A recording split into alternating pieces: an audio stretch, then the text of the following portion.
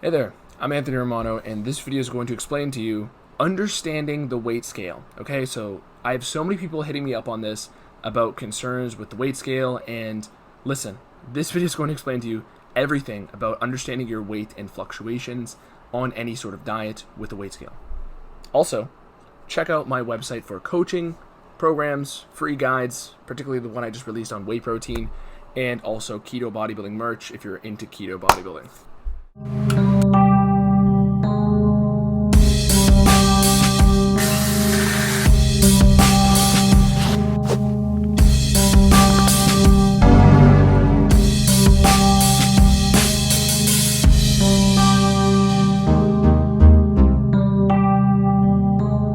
So, the weight scale is a very powerful tool, but there's one thing you have to keep in mind.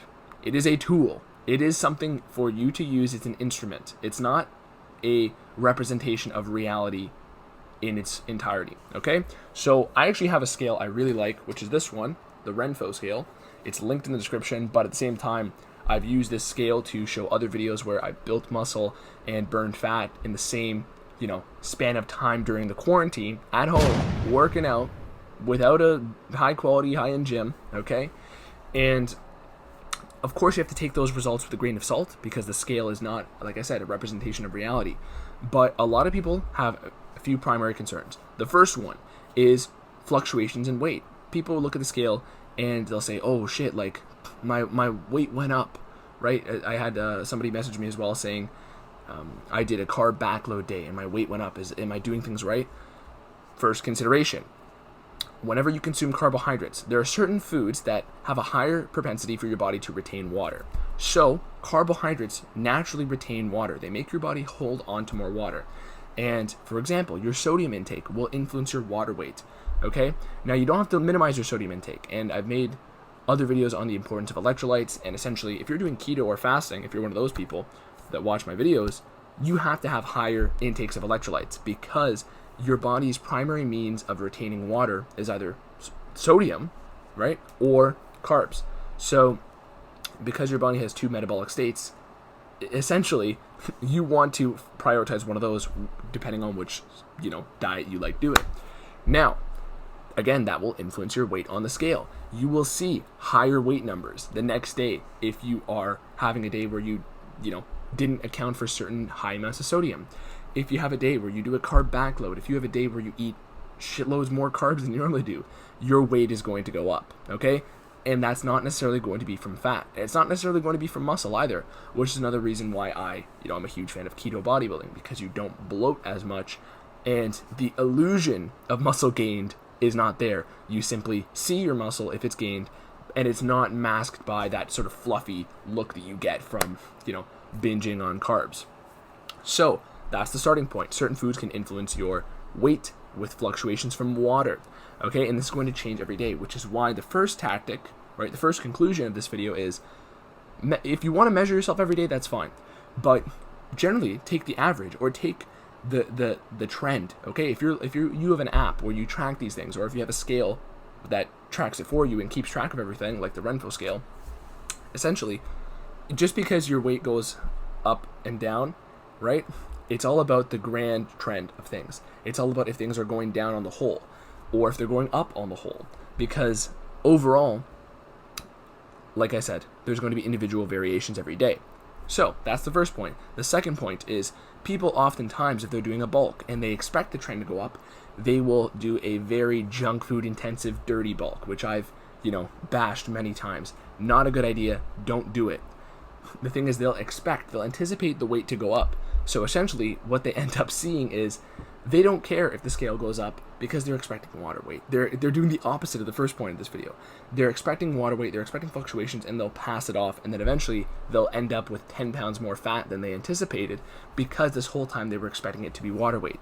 Meanwhile, they're, scarfing down Twinkies, which there's a time and place for it. Especially if you watch my carb backloading video, that will teach you how to incorporate junk food effectively and how to find the certain junk foods that are going to be a lot healthier for you. But when we're looking at the scale, okay, again, water weight is the big thing. If you're anticipating it or not, that can also influence your perception of the scale. the best way to keep track of things is through these 3 methods. The first one, of course, the scale, right? Use that in tandem. The second one is measuring tape, right? Or a caliper. Measure your waist circumference. Measure even a 3-point, body fat analysis with a caliper, right? And also, of course, with a scale that can tell you your body fat, like the one I just showed you, the Renpho scale, which is this guy here, okay? So essentially, that's not entirely necessary, but even if you just have a caliper from like the 1980s, because they're all basically made the same nowadays, they're all the exact same model from the 1975. And so you have scale, caliper, measuring tape, and progress photos. I said 3, but I'm showing you 4 now.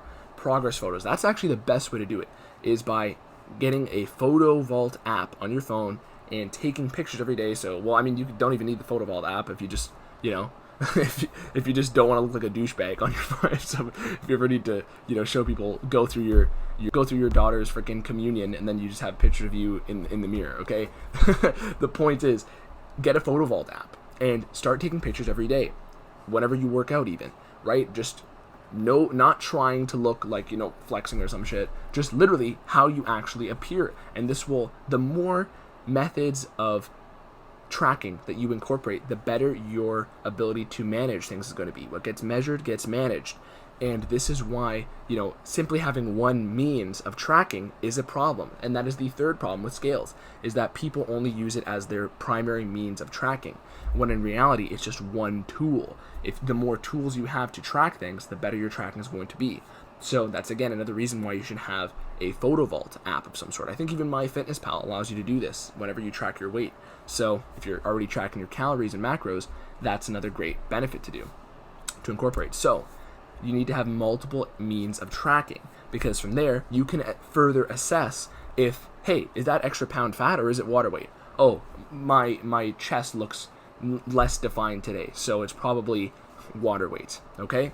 And or even my abs look less defined, but they're still it doesn't look like there's any more fat on them. Again, another tool to further enhance your assessment of these variables. So overall, I think this video was brief enough. I don't really need to get into this too much, but don't get attached to the scale. Use it as a tool, and whenever you do feel like the scale is actually fully representing reality, only let the grand scheme trends dictate your interpretation of reality. So that is it for this video. Go to my website if you want personal help coaching, and you can apply there. And also, we have other programs. I have keto bodybuilding shirts and clothing that are being released, and some other cool items that I'm going to be dropping soon. So that's basically it for this video. Thank you again. Leave me some comments. I'll do my best to help you with whatever it is, and assuming it's relevant. And besides that, wish you all well. Peace.